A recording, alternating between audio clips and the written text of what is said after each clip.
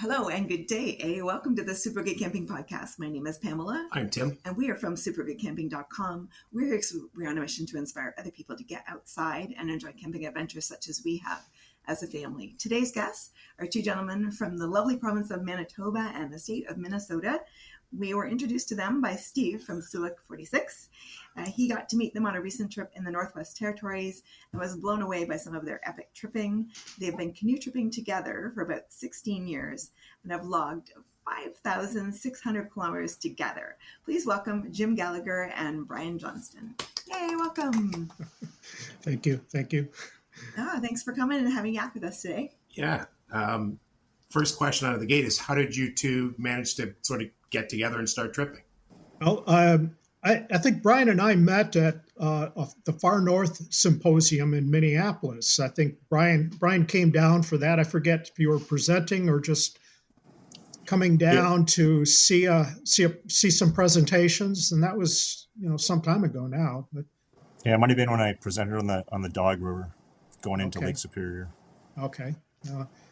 And there's two big symposiums. There's the wilderness one in Toronto and the one in Minneapolis. So we met at the one in Minneapolis, and I've done some tripping, with some canoe trips with other people over the years, and Lee Sessions was a guy that I tripped with. We planned a number of trips with, and we needed another partner on a trip, and we recruited Brian, for the trip on the Mara and Burnside rivers, going back, 2009 for that trip in particular.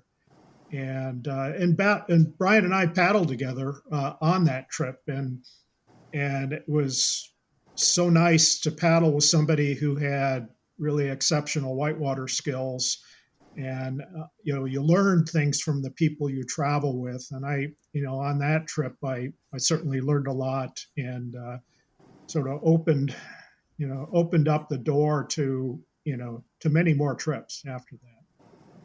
Yeah. And then from there, we did some trips together as a group, but not paddling together. I paddled one trip a couple trips with my old traveling partner that I had been traveling with. And it took until I think 2013, so another 4 years before Jim and I locked into a 2-person team that we've been since. That's amazing. 12 years then. That's pretty cool. Yeah. Well, yeah, I mean, over 5,600 kilometers. That's I've been tripping for a while. I am nowhere near that, like nowhere. So how did you each as individuals get into that kind of tripping?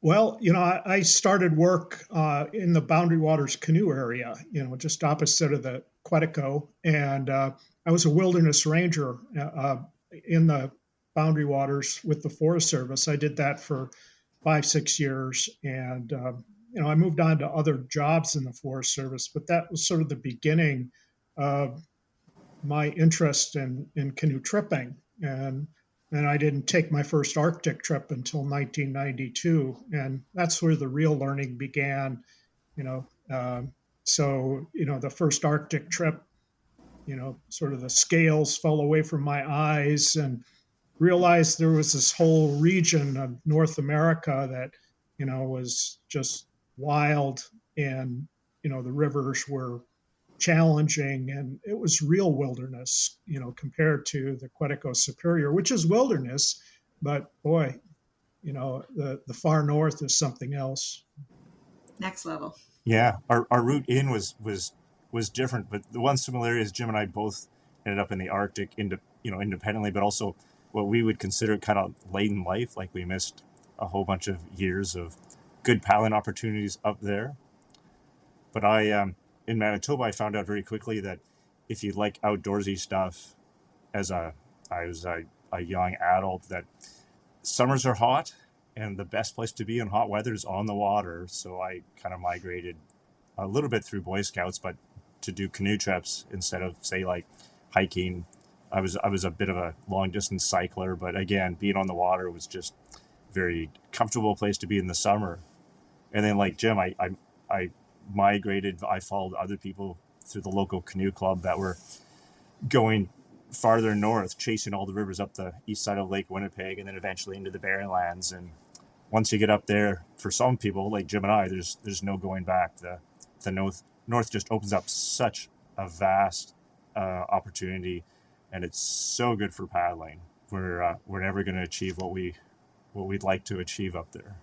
Well, that's great. I mean, you're always aiming for more, for something else. So that's cool. I feel like 20 years ago, I might have been able to take a shot at that, but I wasn't.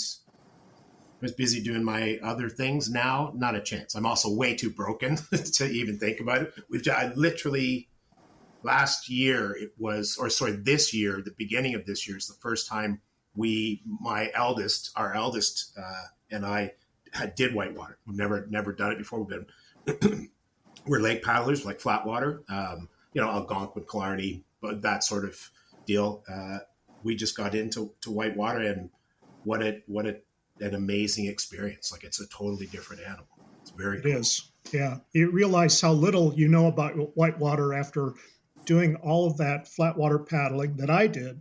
And, when you go, wind up on a river like the Thelon, my first trip, it's like you never knew how much you didn't know. There's this, cognitive bias of just not knowing how ignorant you are. And a big river like the Thelon will humble you very quickly. And it did for me. And, and I've been trying to learn ever since, how to be, a competent river paddler. And,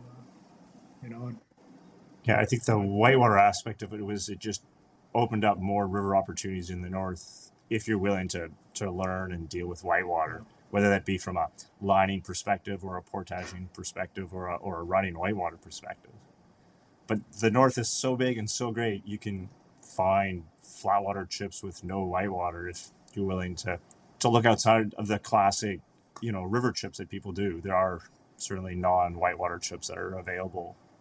We have done, well, certainly, again, very limited experience with it, but portions of the tripping we did this past summer and into the fall, there was plenty of just regular river, like not whitewaters, just paddling, not unlike my flat water experience. But then we got into, some rocks and stuff like that, and some small falls and whatnot, and yeah, ignorant is a perfect word, because it was like, we spent a couple of weekends taking, lessons, and when you get into it, I don't have that muscle memory, so it became quite, I had to just sort of react to things, and thankfully everything worked out fine. We never unintentionally had water in the boat, so that was a good thing. But yeah, it's I can't even imagine like that. I want to think we were pretty low level sort of stuff, and water levels were fairly low. So thankfully it was a rental boat, because banging off of rocks is would not make me happy with my own boat. I wish I knew more about the northern rivers. Like, how do you put a trip like that together? Because I have to assume, when we're doing it here, we're only a couple hours away from civilization, whereas up, in the true north, you're days away. How does that all play out? Like, I assume you guys fly in or fly out, and then that's a lot of stuff you got to lug if you're going for any length of time. Like, one of your trips was like 1,000 no 1,000 kilometers. Yeah, that was 2012 was 1,000 kilometers. And yeah, that one was a complex one. We had a resupply, we had a crew switch. It was a long trip, 6 weeks, over 40 days. And I think that was a turning point for Brian and I of looking to have less complexity in that regard of, crew change and resupply. So all of our trips since then have been really just the two of us. We've had a couple other people on other trips, or 2 years ago, another couple joined us, but they were self-sufficient. They planned their own, food, and we, got together with, for flights in and some of the logistics. But, really since 2013, it's just been Brian and I. We've been self-contained, self-outfitted, and it's complex. Some of the logistics are complex.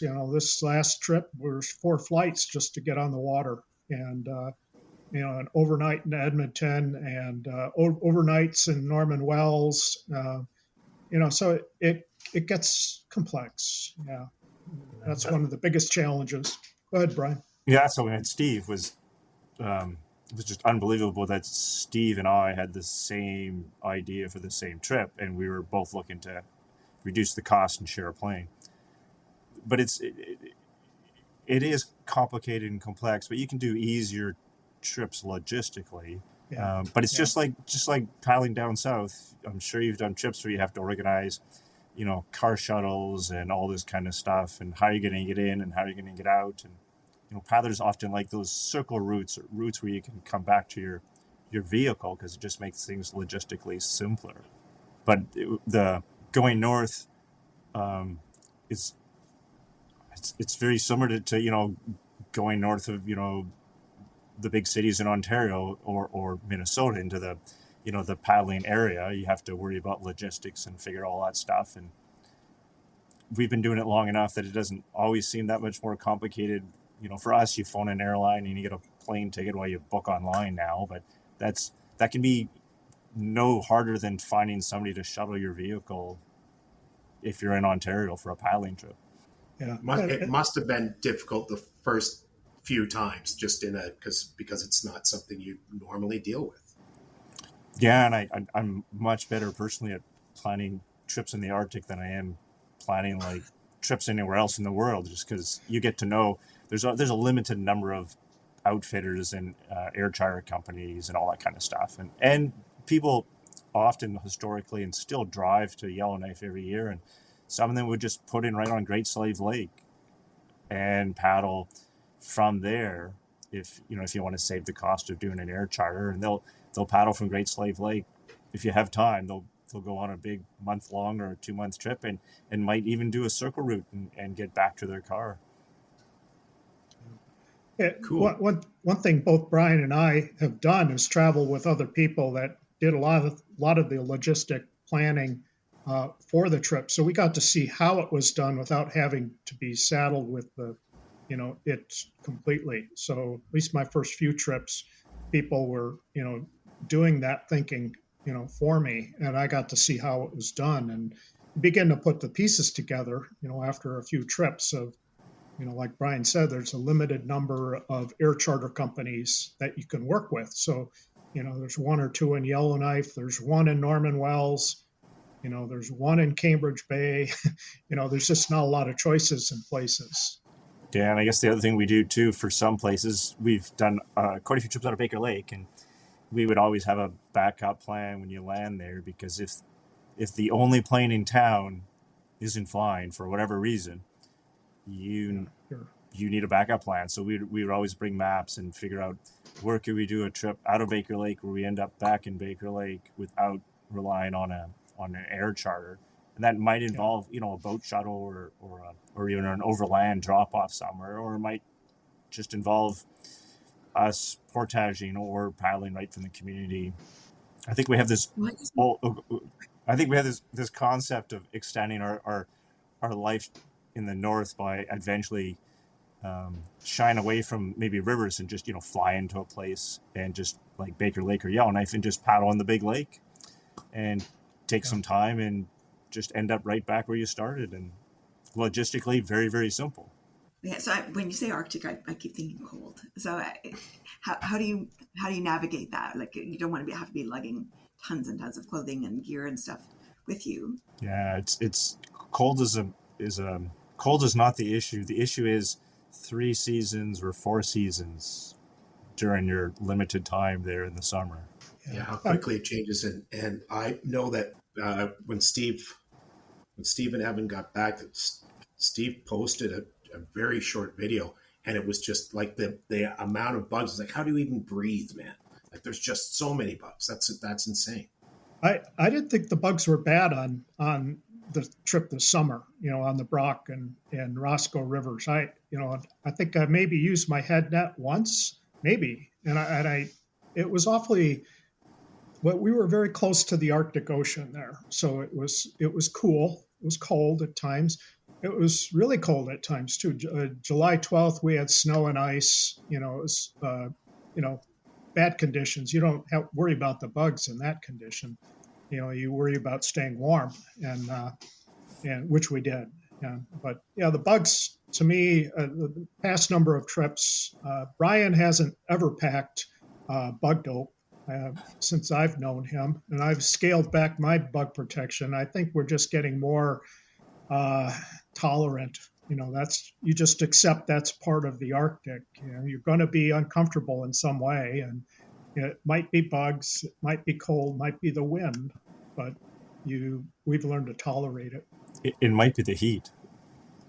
Might be the heat. Yeah. Yeah, I think the last few years we've had very hot weather. Uncomfortably hot, where you don't want to be in the tent until 11 o'clock at night, where the sun is low enough that it starts losing its intensity, and the tent's a sauna by 7 o'clock in the morning when the sun's back on it. But on the flip side, we had frozen water bottles 2 days later, so you can the temperature can range 20 degrees in a day. Yeah. So you just that would be a lot of clothing and gear, that because you got a butt cover, you don't know how it's going to play out. Yeah, and technology's improved that. It's easier to have good clothing for cold weather and light weather than maybe it used to be, right? Yeah, rain gear is quite a bit lighter now than it used to be, and overall we've scaled back on the weight of gear. I would say Brian's really taken the lead on that, but we both really cut back on the amount of stuff we bring with us. Yeah, it's partly an age thing. You get older and you don't want to carry it all and look after it all and pack it all. The other big technology thing that's helped us in the north is we've been pretty early adopters of using pack boats. So, we have a 17-foot canoe that folds up. It's a stick frame and a cover, and it basically fits in a hockey bag, and that makes it logistically easier to fly commercial to the north, and also fly in floatplanes or air charters that you don't have to take an external load like a canoe on the floats, or you can take a smaller plane because you don't have to put a canoe inside the airplane. So that's helped Jim and I as a 2-person team. But we've also used them as a 6-person team, but it just opens up more airplane opportunities because it's easier now to land on wheels off strip on an esker or a beach than it is with a hard shell canoe, which is just a little more restrictive, a little more maybe costly to ship around. Interesting idea. Yeah, I have heard of. Who did we talk to? We talked to somebody, Darren, I think, who they actually took like thwarts and whatnot apart so they could fit one canoe into another canoe. I thought that was an interesting way to go about doing it, because otherwise they weren't going to be able to get enough canoes where they were going to in order to get it on the floats. Yeah. So that's cool. Yeah. We'll be right back. Designer Golden Doodle Puppies offers the best quality micro mini Golden Doodle puppies in the country. Their health is 100% guaranteed, and they offer a nanny service that will bring your puppy anywhere in the USA for one flat price. Many consider Designer Doodles the top breeder for structure, health, and easy-to-train puppies that are even well-started on housebreaking. If you're considering adding a Frenchie puppy to your family, look no further than the best designerfrenchbulldogs.com. Yeah, a twin otter, you can fit three canoes stacked on top of one another in a twin. And we've traveled like that a number of times, and we've had, canoes strapped on floats on other trips. But, I think by far we prefer the pack canoe, for a lot of reasons. One, it's fairly lightweight. When if you're having to carry it, it's often the lightest piece of equipment that we have, and the logistics for getting it to and from the river is much easier than a hard shell. But we've also, as you said, Tim, we've nested the canoes, taken the seats and the gunnels off, and stacked them either inside or stacked outside on a pontoon float, because it makes it easier to get more boats into or onto the plane. And I would think it gives you more flexibility logistically to where you start and stop your trip too. It doesn't have to be on a larger body of water that they have to, they can put down with the pontoons. Yes. Like you said, if there's a beach or something like that, you could do that. Yep. Cool. See, all these things. Small things though. It's hard to land on a float plane with a packed canoe and not start on shore. With a hard shell canoe, they can just drop the boat in the water and throw your stuff in it and push you off and say, see you later. So, and away you go. Yeah. There are those small details you need to be aware of sometimes. How long does it take you to reassemble it?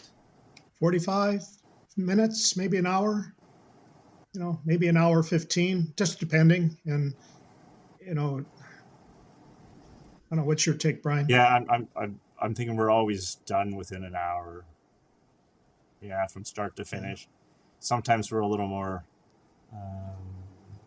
particular fussy, or the conditions aren't as well, right? If it's really windy or really buggy, or the site's not as comfortable, like if the ground is not as good for just moving around, because you have to go from one side to the other side. And, but yeah, we've done it enough. It's always a little bit, we haven't done this in a year. What do we have to do? But it goes pretty easy. And it's certainly easier with two people. And I'm sure we can take it apart in half that time and roll it all up and have it packed away pretty quick. So obviously with a trip like this, you guys are well prepared for, like, what if there's an emergency? What if somebody breaks an ankle? What if somebody, have you done, I'm assuming with the Forest Service, you may have done wilderness first aid training.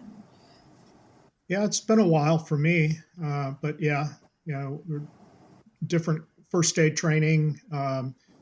We try to bring a fairly comprehensive first aid kit that we've never actually needed, which is a good thing. And of course we have communication now more than we ever used to. Back in the day, it was, you had nothing, paper maps. I'll pick you up at this spot in 3 weeks and I hope you're going to get there. And now it's like, well, we could have almost real-time communication with, a clinic or a doctor or something if we got into an issue. So there's that, and that helps. But there's a certain amount of personal care, self-care that I think each of us carries onto the trail. We're very careful about what we're doing, so it's preventative.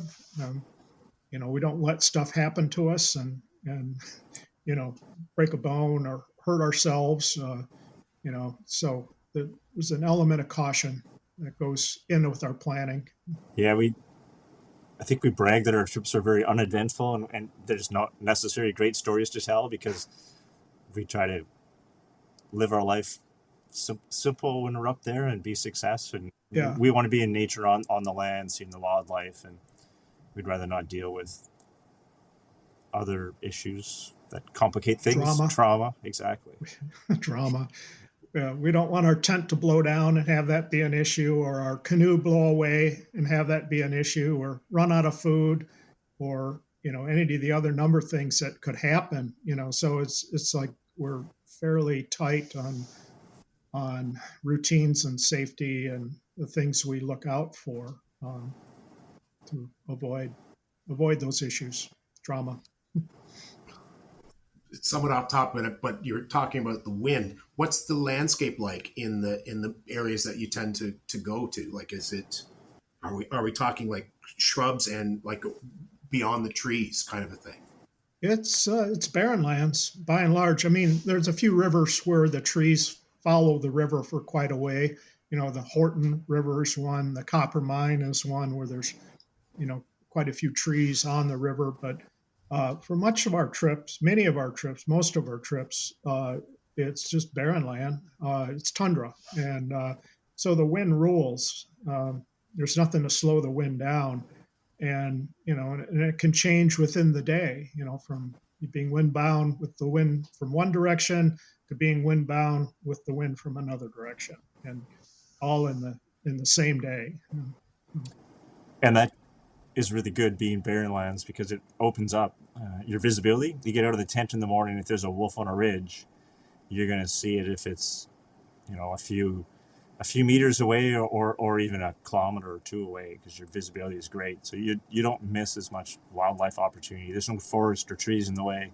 It makes portaging super easy from you don't need a portage trail, right? You can get to a high point, literally stand on a rock and see where the next lake is and go, wow, we know where our target is. And then you just look for the easiest, driest, best footing, which is super good. And if you like to walk or hike every night on the land, it's just out the tent door or the kitchen shelter and just let's go to that rise and get to that rise, and where do you want to go next? And it's such a welcoming area of land to go on, provided that you're prepared for it and the conditions are good and you're okay being comfortable when you're uncomfortable.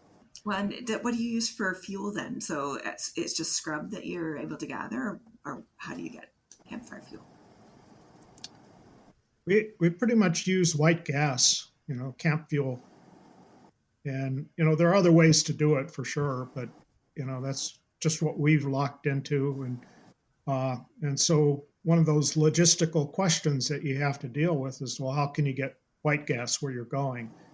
We know we can get it at, one of the co-ops in Baker Lake, and one co-op charges twice as much as the other. So, we know where to go. And, Norman Wells, we picked it up at, I forget, was it Northern Store or something? Yeah, I think both stores had it.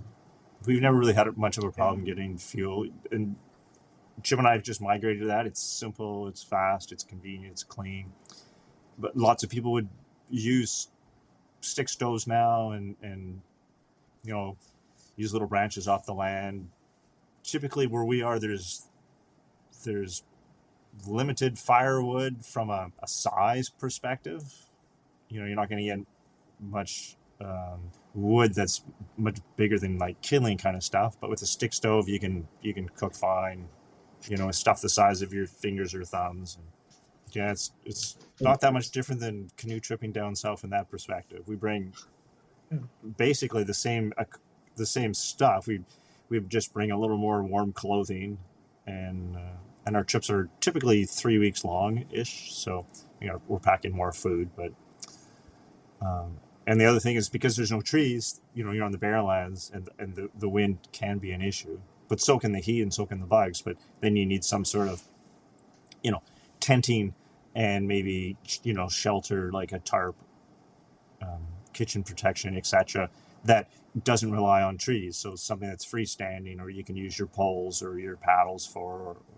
Last year, we spent a lot of time with the canoe on edge because it was, it just worked very well for us to give us some shelter when we wanted to get out of the wind and that. But yeah, no trees is an issue if you want to do a hammock, or if you want to use a traditional tarp and do a ridgeline or something.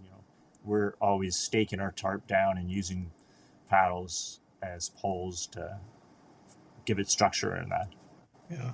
And if you are looking for or hoping for an evening campfire, No deal. No deal. With a few exceptions. If you're along the coast, there's often more wood along the coast. But, like driftwood or something like that. Yeah. But also in the national park that we were in, there was no open fires allowed. So, that's another aspect to be aware of, that you don't have to deal with back in the tree line generally. Well, yeah, and you mentioned earlier, alluded to the last few years have been warmer. We're experiencing that here. We're in fire ban season like all the time now. Mm-hmm. So I actually have a flickering light so that I can plug it in the campfire, so that at least you get that feel, right? Yeah. And of course, the other thing in the Arctic is we typically have 24 hours of daylight. If we don't have 20 hours of daylight, we certainly have 24 hours of what we would consider daylight given the twilight. So you don't need a campfire for that aspect to, give you the ambience and have a nice, evening around. And you don't need a headlamp either. Yeah, you don't take it. True. We just, something we've never brought with us. And another common question we get is, well, gosh, that you're going pretty far north. Aren't you going to see northern lights? Well, no, it's light 24 hours. You can't see anything. You can't see the northern lights. So. It's not dark enough to see the northern lights. Yeah, and that also means you can get up whenever you want and paddle. Like you can beat the wind every morning if you want to get up at 2 o'clock or 3 o'clock in the morning and start paddling. And if you get up to go to the bathroom during the night, you don't need a flashlight or a headlamp. You just walk out the tent door and it's bright enough, right? Yeah. Does it affect your ability to sleep at night when it's not getting dark? It doesn't affect Jim's and I ability to have a nap at 10 o'clock in the morning if we're windbound and another nap at 2 o'clock in the afternoon if we're still windbound. Yeah. It's my favorite environment. The temperature's just right. It's,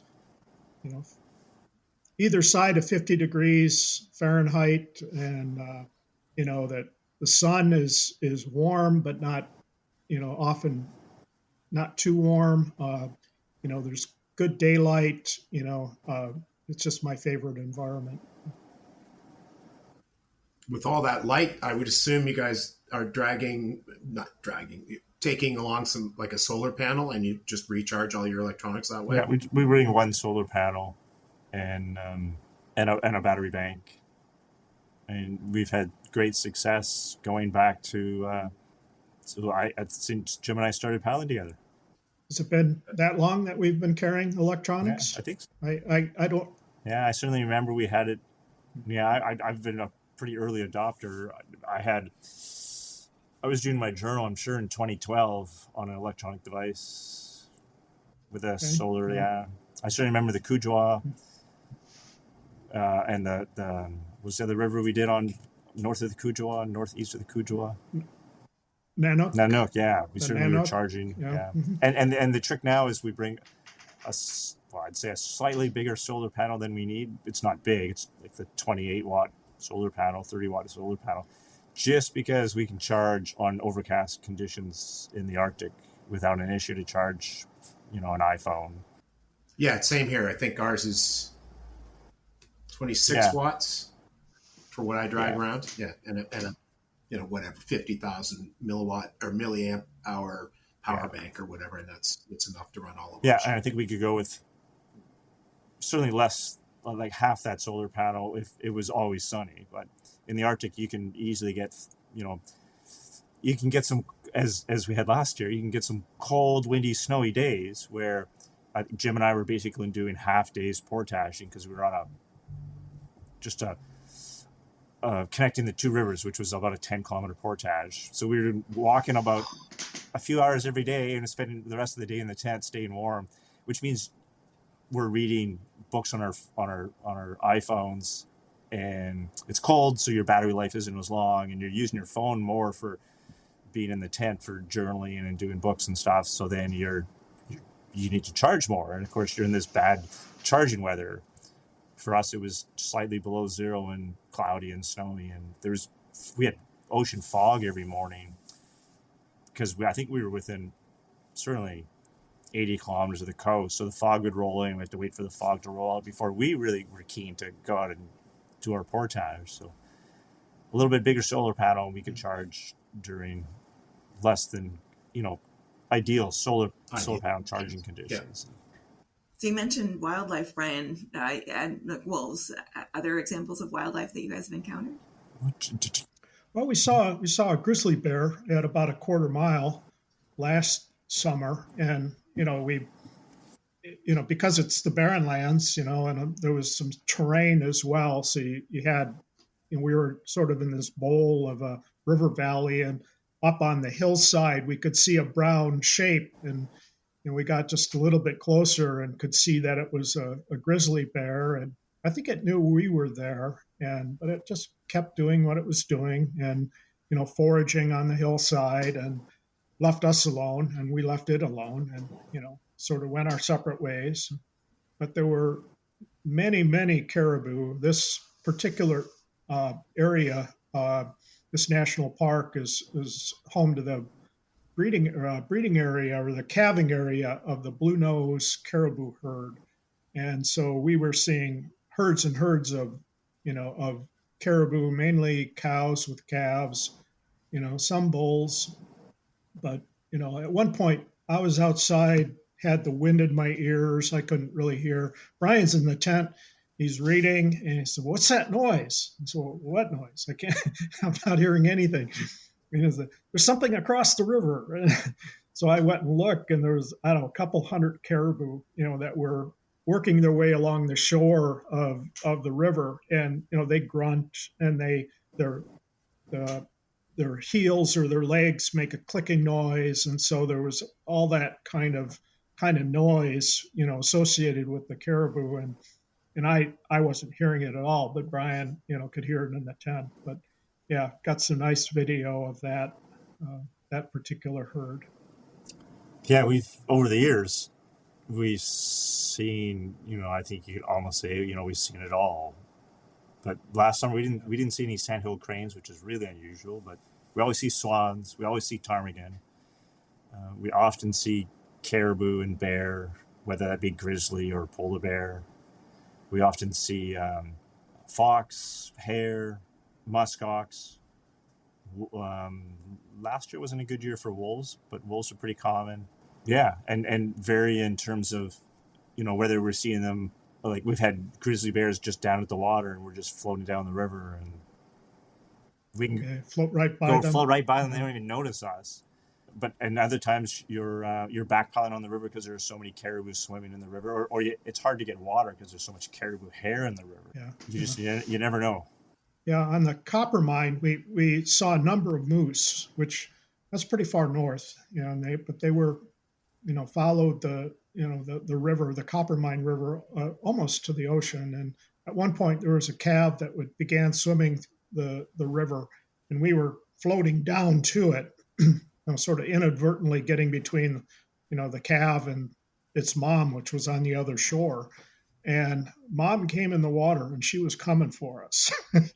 And we had to do some sort of quick paddles to sort of get more space between us and the calf. And she came around and, sort of herded her calf towards the shore at that point. And, so it was a minor bit of excitement, but interesting interaction.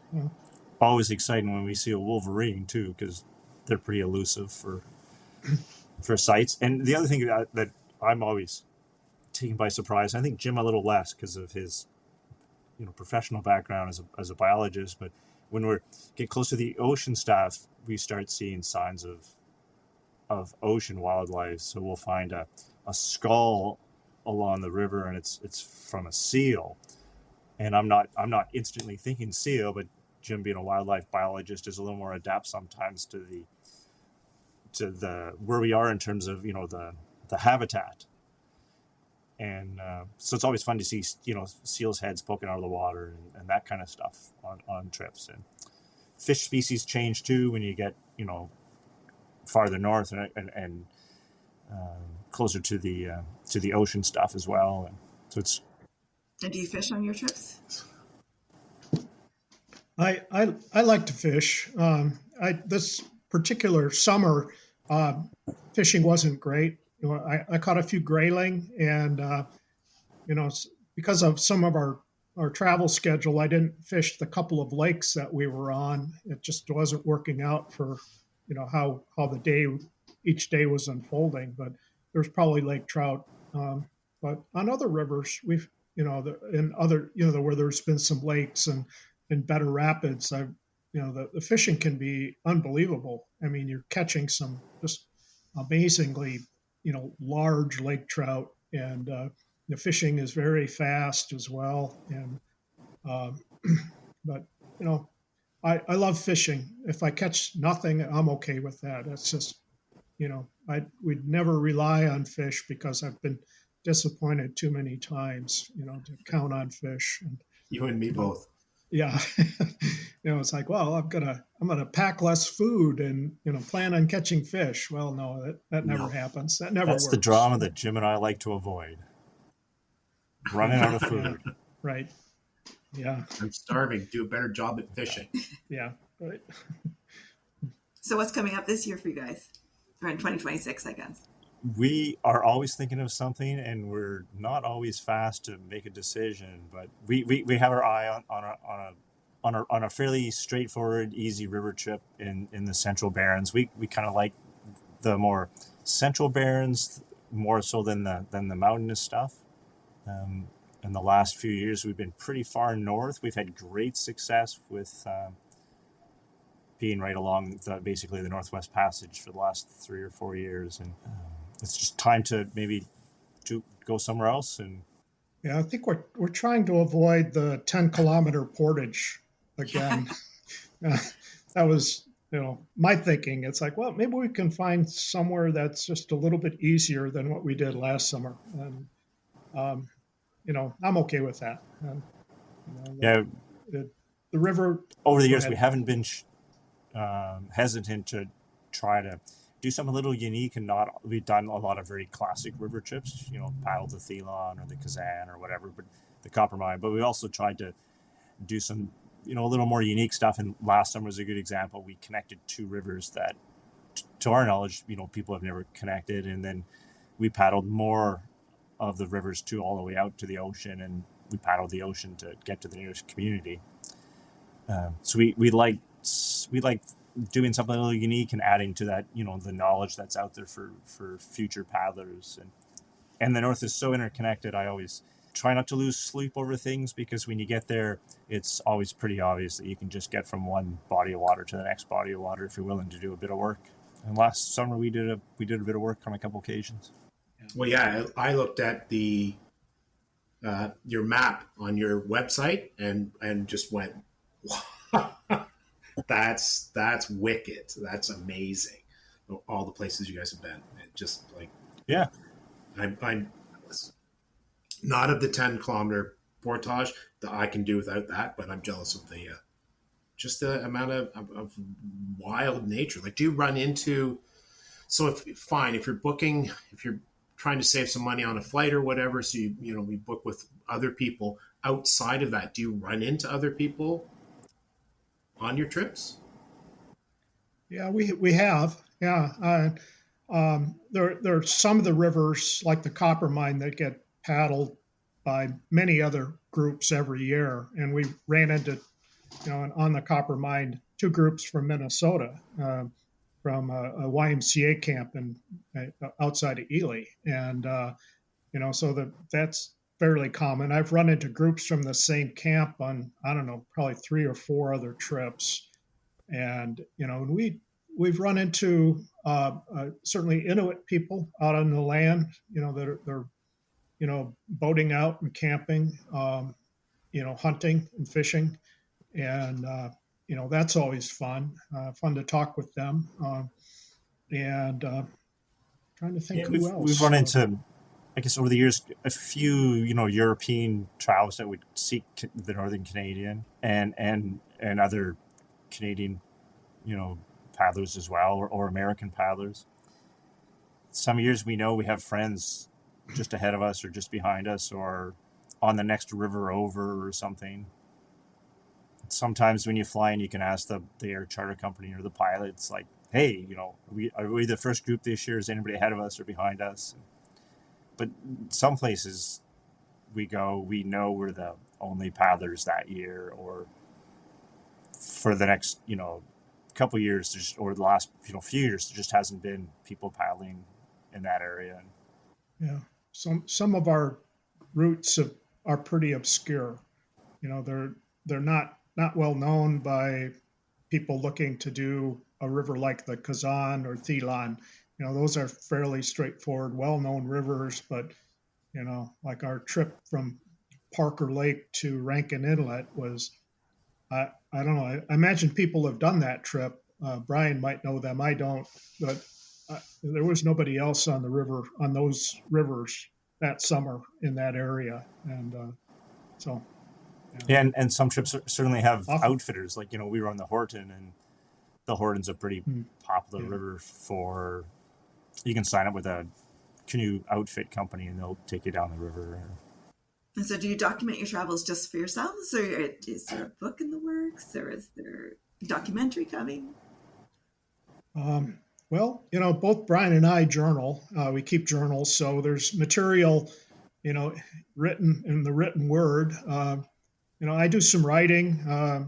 I've done some radio work for our local community radio station, and have interviewed people like Brian and other friends. There was a period where I was, producing something once a month or so, and so some of that my material would make it into those radio bits. And but Brian and I have been doing presentations at like the Far North Symposium and the Wilderness Canoe Symposium. Brian will be presenting there this coming year, and we'll be presenting it in Minneapolis as well in the coming year. So that material makes it into those places as well, those outlets. Awesome. We'll have to make a trip to the symposium. Okay. I could probably get talked into. I think the only other thing we could just briefly touch on is the fact that if you want to expand, beyond your local paddling area, or even just go on bigger trips, even if you're staying in Ontario, and there's nothing, wrong with that, right? There's lots of resources out there in terms of, joining a paddling organization, taking a course, using social media or old school networks to expand the people you're paddling with in terms of skills and experience and diversities, and that kind of. Jim and I have spent a long time getting to where we are, but there are means to accelerate that gaining experience, right? And paddling within your limits, judgment goes a long ways, sometimes more so than skill can go, but skill can also help out. Yeah, don't be afraid to learn from others, and to realize that you might not know it all. I think that's a very real trap to fall into. It's like, well, I've paddled in the boundary waters for many years, I know it all, and you wind up on a big Arctic river, and you can be humbled very quickly. And so go into it with your eyes open and your ears open, especially to learn from others. Well, absolutely. I mean, I would echo that I have logged, a boatload of paddling time. I thought I was a pretty good paddler, and then I tried whitewater. Went, I know nothing. Yeah, it's a big, vast world, right? There's a lot of diversity to it in terms of even paddle craft, right? But be adaptable, be flexible. One of the things I love about paddling is that there's many different ways of doing things, and they're not necessarily right or wrong. They're just different. So, like, we mentioned that Jim and I travel and we use a stove, but you could easily travel and use a stick stove and not a fuel-based stove. And there's many ways of doing things, which is really good. I've certainly learned lots of things over the years, and I'm still learning things. And sometimes it's kind of like, wow, like I never thought of that, but it works. Maybe it's not the way I want to do things, but it certainly works. Well, yeah. That's where somebody we talked to recently was saying that, because you said about the discomfort and just that you can live with discomfort. It's not, you're not going to die. Yeah. It's uncomfortable. So yeah, exactly. But in those situations, you learn what you can build your resilience, and you learn what you can deal with. Yeah. And it gets you out of, like, we all think in a certain way, but different from each other. So watching somebody else do something, or just listening to somebody else talk about how they do something, it's like, oh, that could be, maybe I'll try that just cause. And push yourself to your comfort zone. Being uncomfortable can also save your life. So I'm a big fan of, I'm comfortable being chilled for a long time because I don't want to get sweaty and moisture, because the sweat and the moisture will kill you faster than being chilled will. So it's not always a bad thing. Oh no, I'm all for being cool. I sweat at the drop. Well, you're perfect, as Jim says. It's perfect, comfortable, temperature when you're paddling north of 60. That's it for us for today. Thank you so much to Jim and Brian for joining us and telling us about their adventures in the tundra. And we would love to hear from you if you want to talk to us anytime. We are at hi@supergoodcamping.com. That's hi@supergoodcamping.com. And you can find us on all the social media. And we will talk to you again soon. Bye. Bye. Thank you.